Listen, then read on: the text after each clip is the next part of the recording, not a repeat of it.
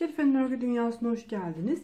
Bugün bayan yeleklerinde kullanabileceğiniz bir örgü modeli hazırladım. Modelim 8 ilmekle yapılıyor. Aralarda 2'şer tane ters ilmeğim var. Toplamda 10 ilmek ve katlarını ayarlamanız gerekiyor. 10, 20, 30 şeklinde. En son 2 tane kenar ilmeği ilave ediyoruz. Ben 2 model üzerine anlatım yapmayı düşünüyorum. 2 model için 10, 10, 20 ilmek, kenar ilmekleriyle birlikte 22 ilmek hazırladım.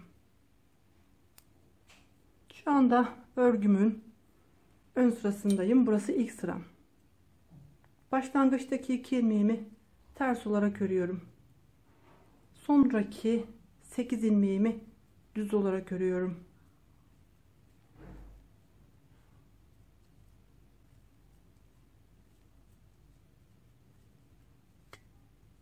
Burası ilk modelimiz. Tekrar arada 2 ilmek ters örüyorum. 8 ilmek düz.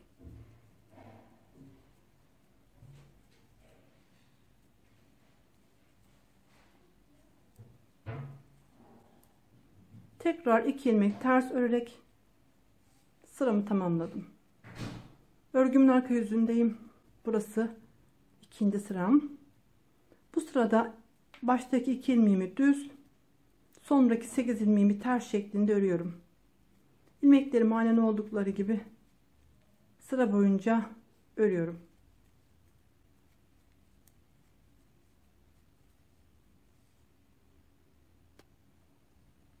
Örgümün ön sırasındayım. 3. sıradayım. Baştaki 2 ilmeğimi ters olarak örüyorum. Devamındaki 8 ilmeğimi düz.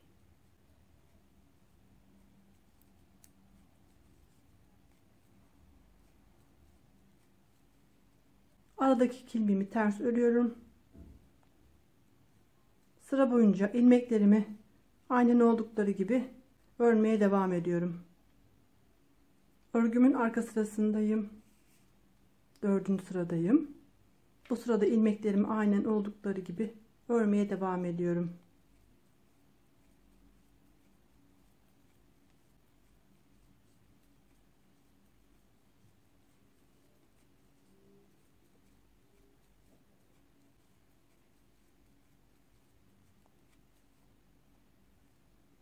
Bu şekilde 4 sırayı tamamlamış oluyoruz. Şu anda örgümün ön sırasındayım. Burası örgümün 5. sırası. Bu sırada baştaki 2 ilmeği ters olarak örüyorum. Burada 8 tane olan ana modelimin baştaki 4 ilmeğini burgu şeklinde yer değiştirmem lazım. Burada ilk 2 ilmeği bırakıyorum. 3. ve 4. ilmeği örgümün başına alıyorum.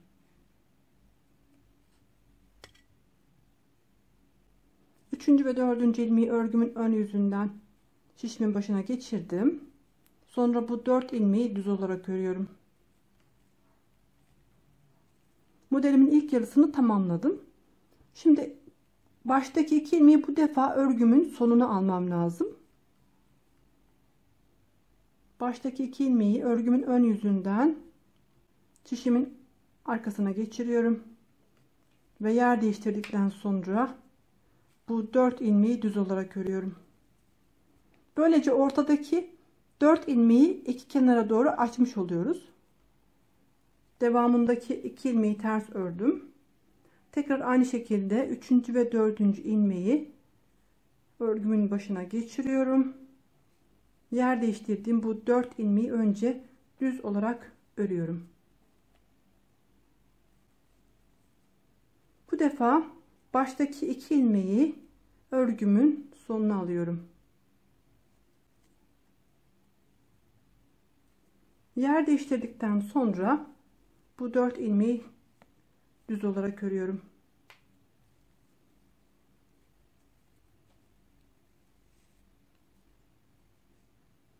Örgümün arka sırasındayım. İlmeklerimi aynen oldukları gibi ters ilmeklerimi ters, düz ilmeklerimi düz olarak örüyorum.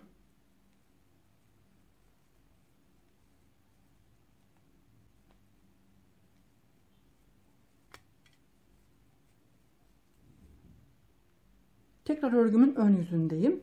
Başlangıçtaki 2 ilmeğimi ters örüyorum. Ana modelime gelince burada kahve çekirdeği modelini uyguluyoruz. Üçüncü ilmeği önündeki 2 ilmeğin üzerinden atlatıp bırakıyoruz. Bir ilmek düz örüyoruz. Bir ilmek artırıyoruz. Bir ilmek daha düz örerek ilk modelimizi uyguluyoruz. Aradaki 2 ilmeğimi ters olarak örüyorum. Tekrar sondaki ilmeği, yani 3. ilmeği önündeki 2 ilmeğin üzerinden atlatıp bıraktım. Bir ilmek düz ördüm. Bir ilmek artırdım. Bir ilmek düz ördüm.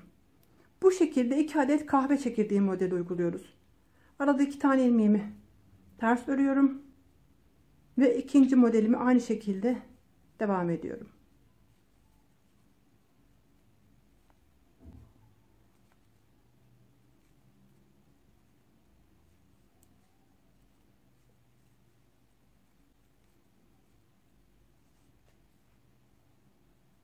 Örgümün arka sırasındayım. Bu sırada ilmeklerimi aynen oldukları gibi örüyorum. Ters ilmeklerimi ters, düz ilmeklerimi düz olarak devam ediyorum. Örgümün ön yüzündeyim. Başlangıçtaki 2 ilmeğimi ters örüyorum.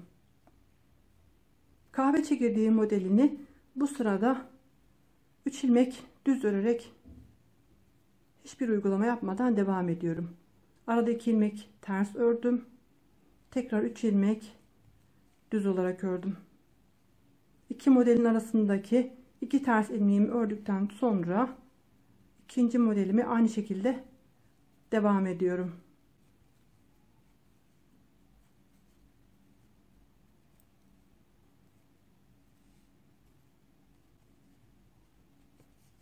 Örgümün arka sırasındayım. İlmeklerimi aynen oldukları gibi sıra boyunca örüyorum.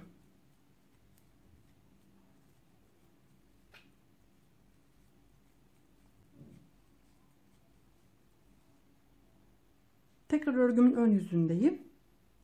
Başlangıçtaki 2 ilmeğimi ters olarak ördüm. Burada kahve çekirdeği modelini tekrarlıyoruz. Üçüncü ilmeği baştaki 2 ilmeğin üzerinden atlatıp bırakıyorum. Bir ilmek düz örüyorum. Bir ilmek artırıp tekrar bir ilmek düz örüyorum. Aradaki 2 ilmeğimi ters örüyorum. İkinci modeli aynı şekilde üçüncü ilmeği baştaki 2 ilmeğin üzerinden atlatıp bıraktım. Bir ilmek düz ördüm. Bir ilmek artırdım. Bir ilmek düz örerek ilk modelimi tamamlamış oldum. Arada 2 ilmeğimi ters örüyorum. İkinci modelime aynı şekilde devam ediyorum.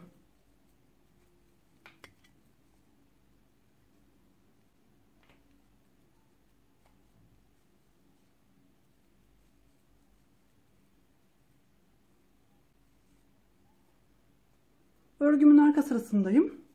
Bu sırada ilmeklerimi aynen oldukları gibi örüyorum.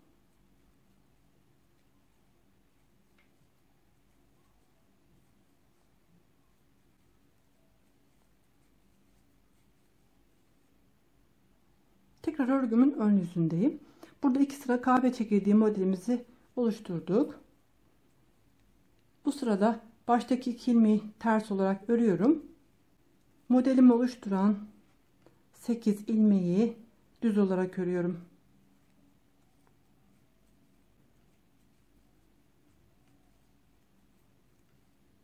Arada 2 ilmeğimi ters örüyorum. İkinci modele geçtiğim zaman 8 ilmek düz olarak örüyorum.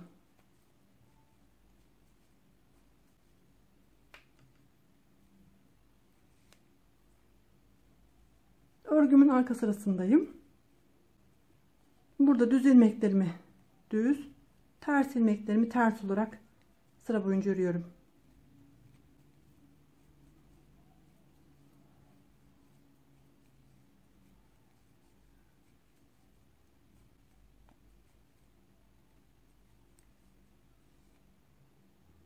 Tekrar örgümün ön yüzündeyim. Başlangıçtaki 2 ilmeğimi ters olarak ördüm. Burada 8 tane olan ilmeğin Ortasındaki 4 ilmeği iki kenar açmamız lazım. Bunun için 1, 2, 3. ve 4. ilmeği örgümüzün başına alıyoruz. 3. ve 4. ilmeği örgünün başına aldıktan sonra yer değiştirdiğim bu 4 ilmeği düz olarak örüyorum. Modelimizin ikinci yarısında baştaki 2 ilmeği bu defa örgünün sonuna almamız lazım. Bu 2 ilmeği örgünün sonuna geçiriyorum ve yer değiştirdiğim 4 ilmeğimi düz olarak örüyorum. İki modelimin arasındaki 2 ilmek ters ilmeği ördüm. Aynı işlemi uyguluyorum. 3. ve 4. ilmekleri örgümün başına alıyorum. Yer değiştirdiğim bu 4 ilmeği düz olarak örüyorum. Sonrasında örgünün başındaki ilk 2 ilmeği örgünün sonuna geçiriyorum. Yer değiştirdiğim bu 4 ilmeği düz olarak örüyorum.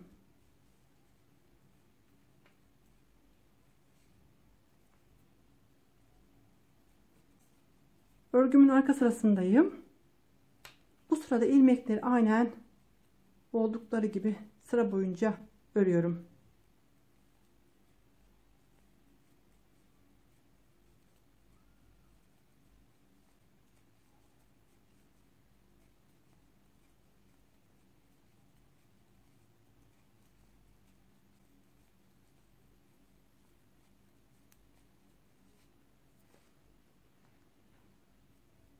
Bundan sonrasında örgünün ilk başlangıcındaki işlemleri tekrarlayarak devam ediyoruz.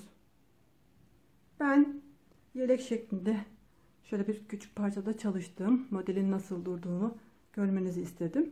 Modele takım olsun diye aynı şekilde kahve çekirdeği modeli kullandım lastiğimde. Modelimizi uyguladıktan sonra yaptığımız burgu işleminden sonra ilk başlangıçtaki gibi burada arada düz örgü örerek tekrar ikinci burguyu yaparak kahve çekirdeği modeline geçiş yapıyoruz.